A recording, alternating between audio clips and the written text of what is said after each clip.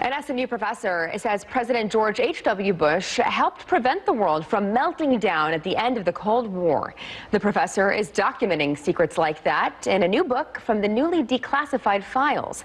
Political reporter Jack Fink has this story that you'll see only on CBS 11.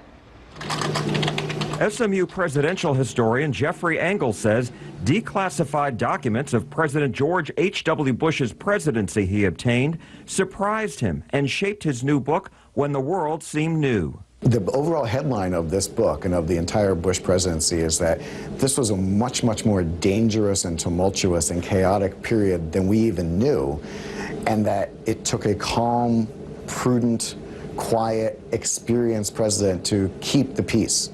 Engel says the documents give details not reported at the time of just how President Bush was able to keep the peace after the Berlin Wall fell and the Soviet Union collapsed. What we didn't know was the late-night, 2-hour-long phone calls between President Bush and Margaret Thatcher of Great Britain, between President Bush and Mikhail Gorbachev, essentially trying to work through these ideas quietly, behind the scenes. He found a memo to the president written by then National Security Advisor Brent Scowcroft saying, quote, "We are about to enter into the most crucial period for American diplomacy toward Europe since the formation of NATO in 1949.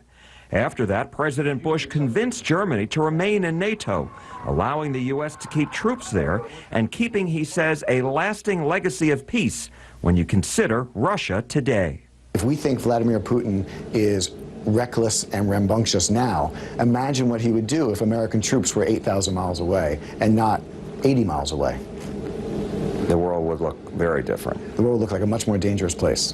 Engel says even if Americans realized how much President Bush worked behind the scenes to keep world peace, he says he doesn't believe that would have changed the outcome of the 1992 presidential election. I am very grateful to all of you. It's been in Dallas, Jack Fink, CBS 11 News.